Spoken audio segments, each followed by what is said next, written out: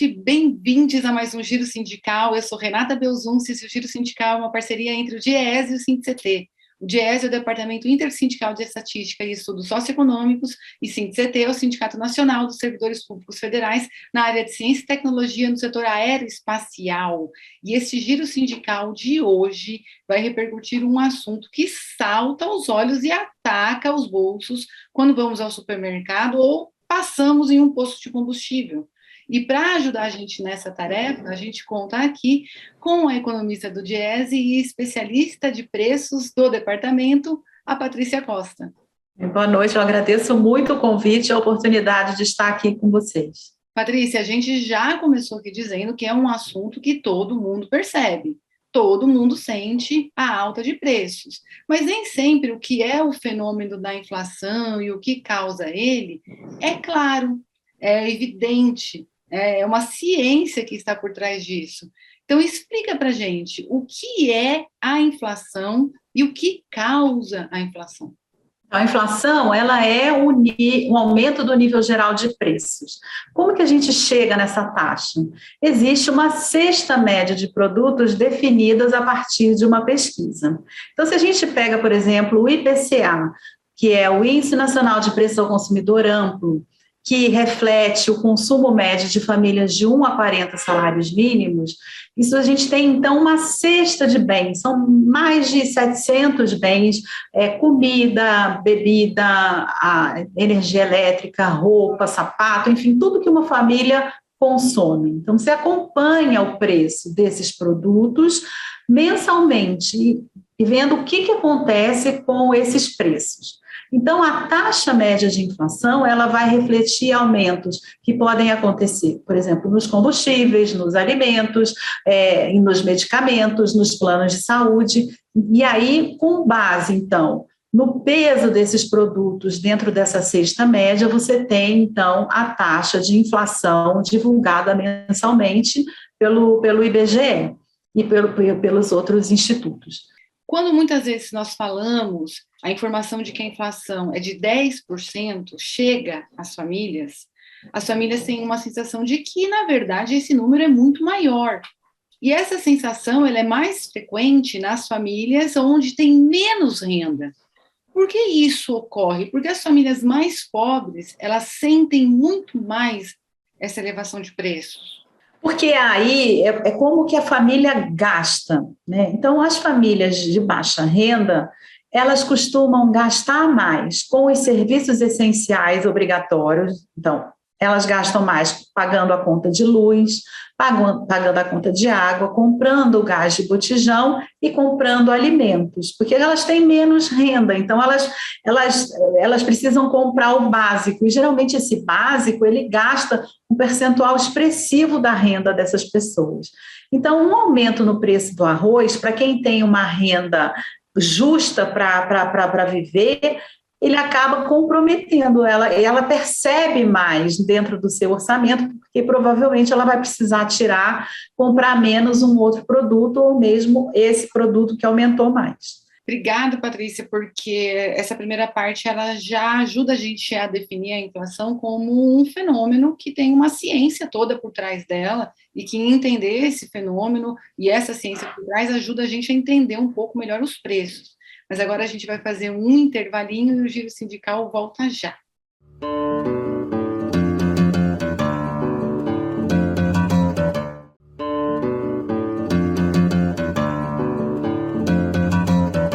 O Giro Sindical está de volta e este programa recebe a economista do DIEESE, Patrícia Costa, e estamos conversando sobre o tema da inflação. Explica um pouquinho, então, para a gente, porque a gente tem vários índices de inflação e como a gente utiliza esses índices.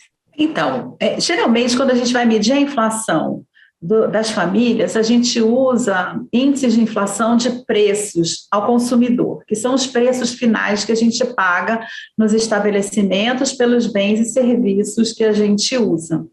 Então, a gente tem vários índices, por conta da nossa inflação alta no passado, o Brasil desenvolveu vários índices.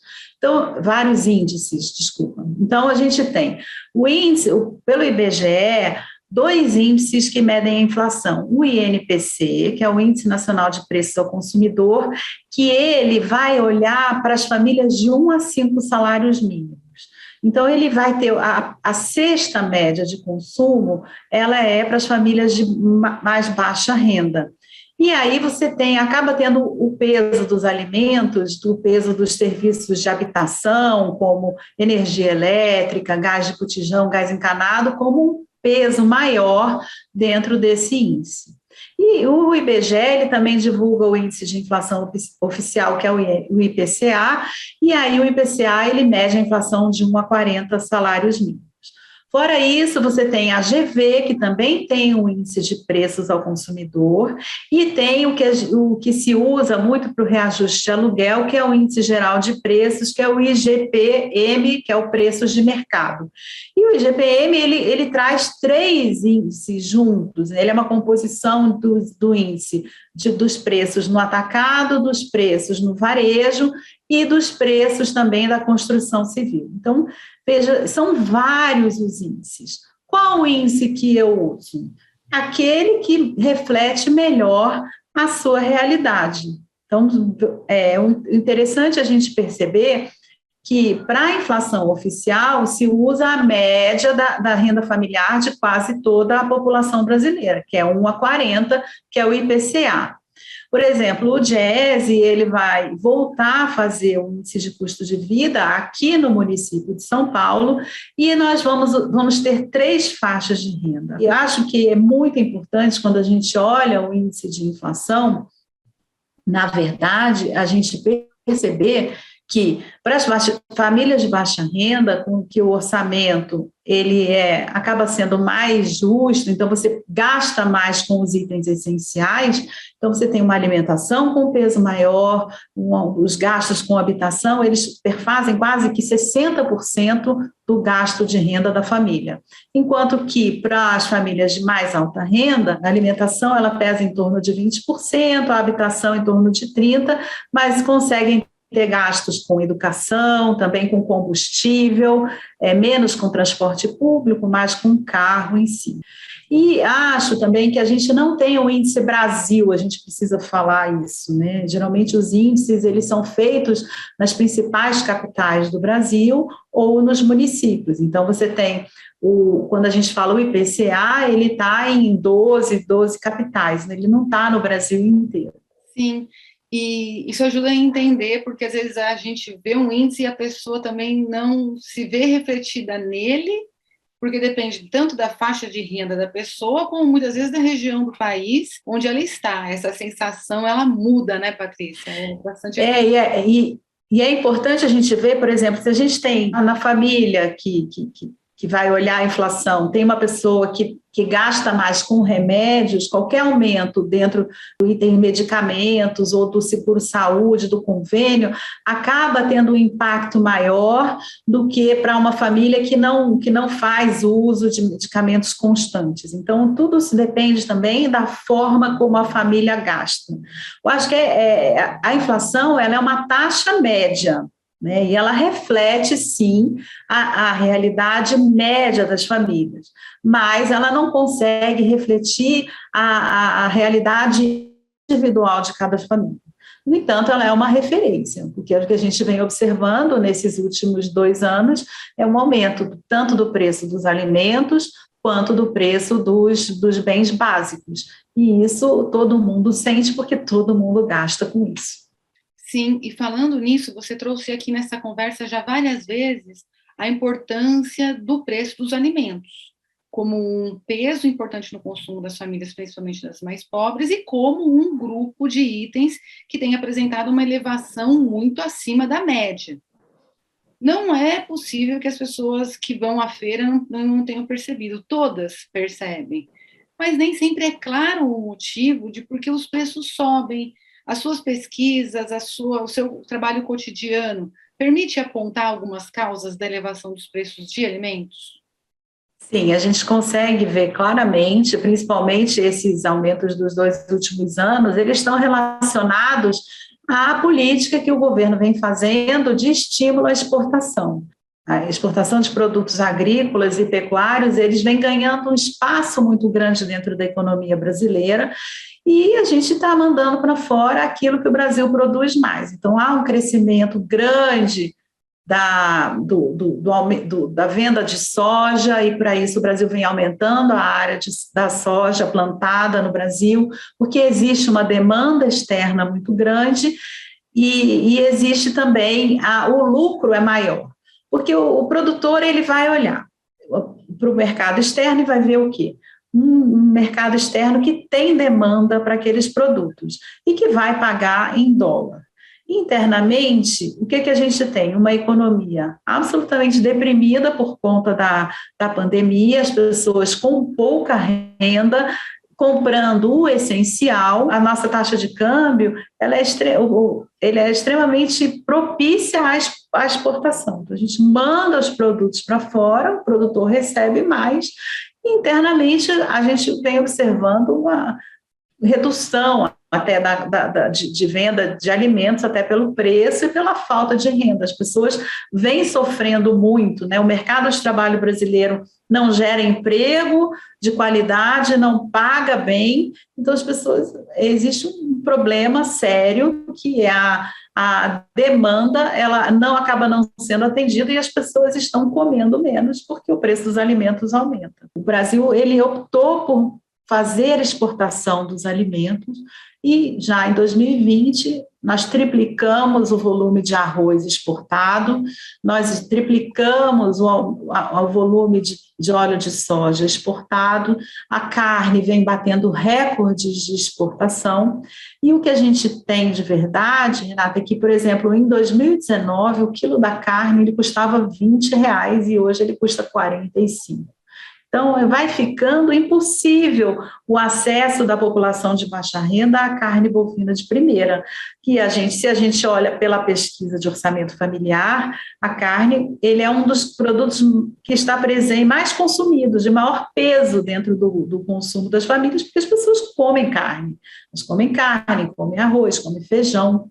Então, se a gente olha especificamente para a pesquisa da cesta básica, o que a gente vem observando é que os aumentos da cesta básica, eles são de 20%, 30% acumulados em 12 meses, o que são taxas muito maiores do que a taxa média de inflação.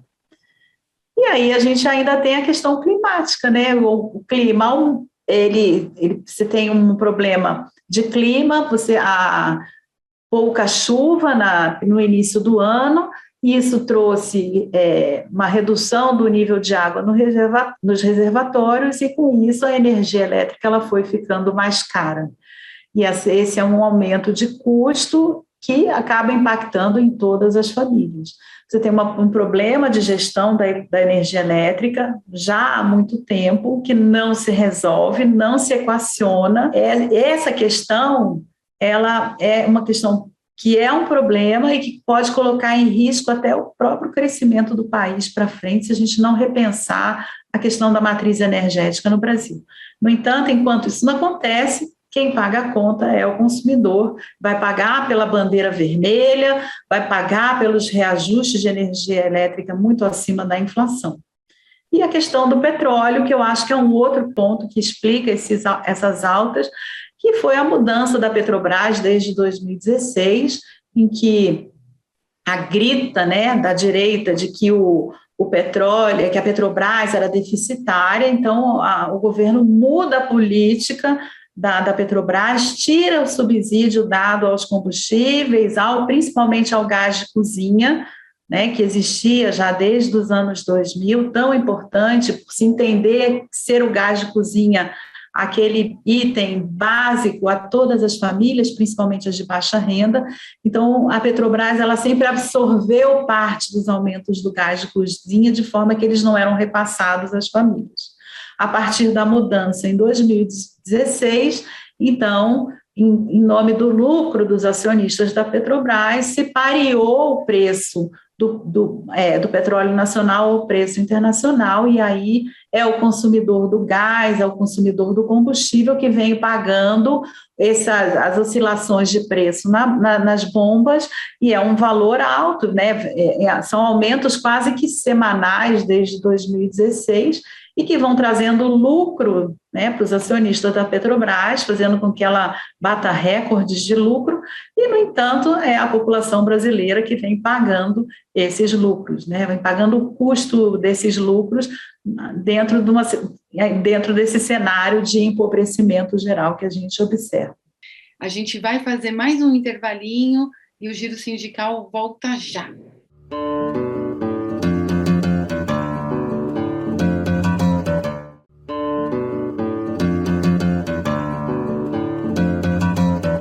O Giro Sindical está de volta e este programa recebe a economista Patrícia Costa, ela que é responsável pela área de preços no Diese. Patrícia, enquanto você falava no bloco anterior sobre alguns itens, você mencionou, dentre eles, por exemplo, a energia elétrica, que é um bem essencial e fez parte das privatizações nos anos 90.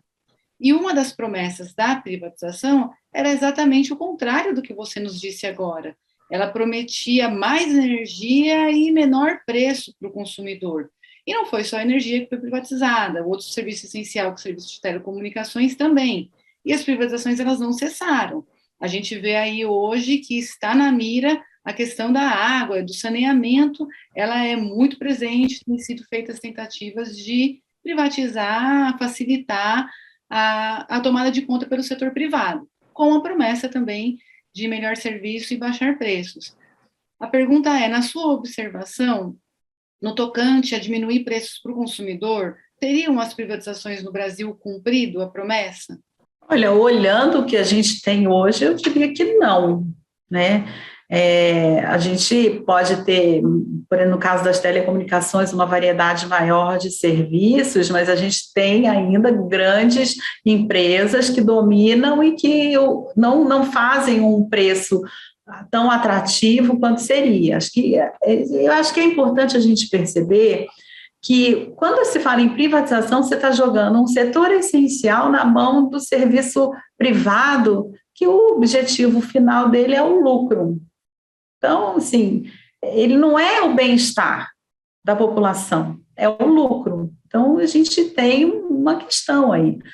Você tem uma regulação de uma agência, mas isso não impede que os serviços venham sendo reajustados, isso não impede que a qualidade nem sempre ela deixa a desejar, principalmente para a questão elétrica, para a questão da água que vem mais para frente. Imagina o Brasil com a quantidade de rios e de água que tem, você começa a pagar pela água que você vai consumir na sua casa, preços absurdos, e aí na hora da estiagem começa a ter de novo, bandeiras e bandeiras e bandeiras para você ter um serviço de água que provavelmente não vai atender aí as necessidades e vai também deixar a desejar. Então, acho bastante complicado essa conversa, não é uma conversa que ela é feita com a população como um todo, isso acaba sendo uma decisão de governo, e dependendo da orientação do governo que está no poder. Então, nesse momento, desde 2016, a ideia é você não interfere, né? É um governo tido como liberal, de não interferência nos preços, de não interferência no mercado. Qual é o resultado disso? É uma taxa de inflação extremamente alta, que recai com um peso muito grande sobre as famílias de baixa renda, e nada é feito.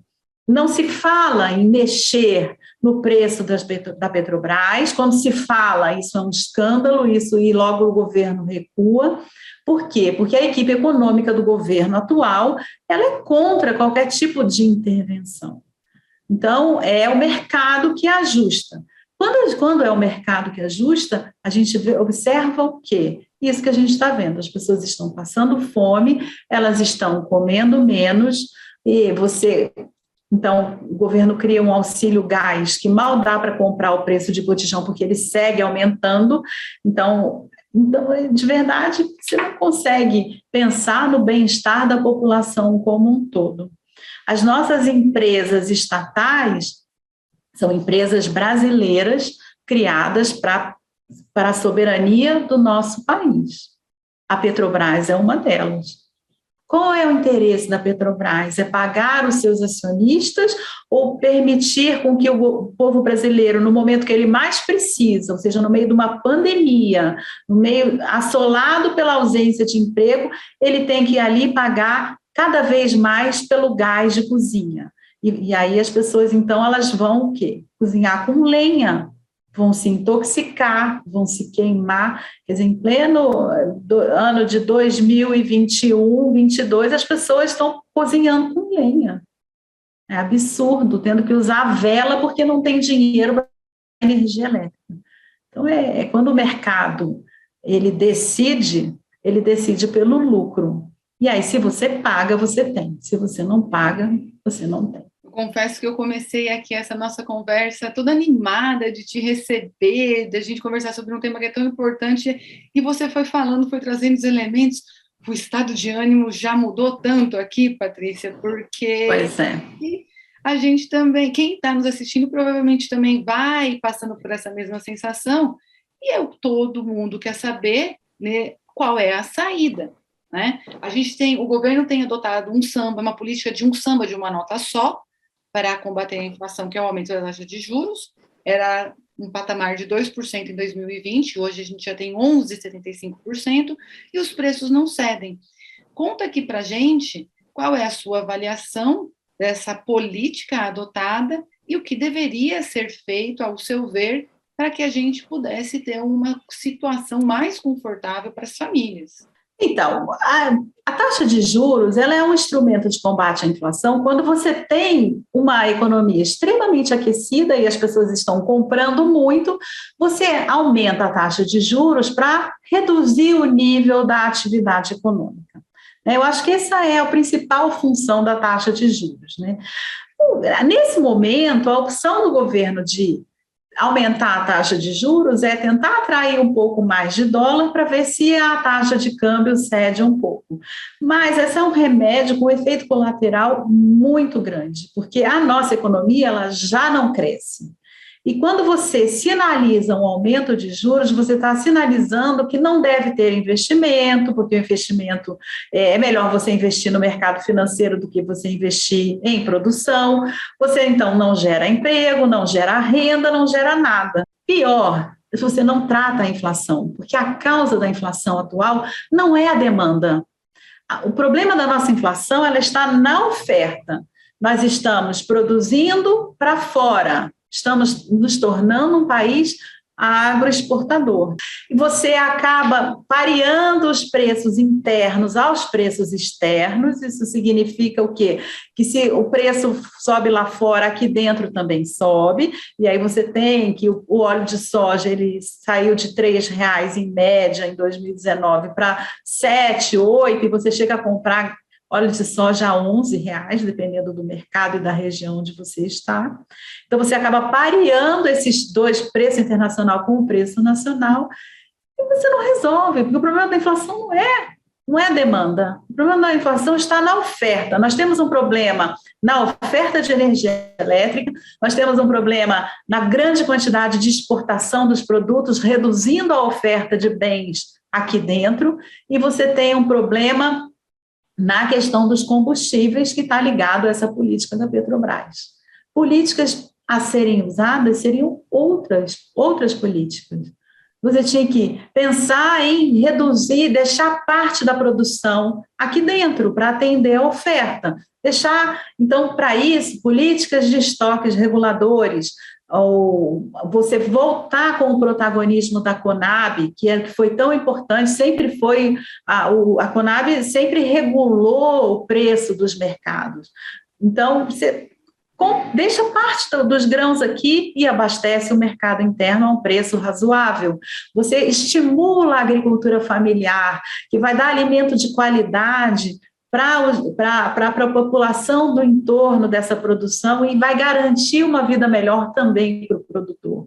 Então, a gente já teve isso e ela foi extremamente eficaz. O Brasil saiu do mapa da fome com a ajuda também da agricultura familiar.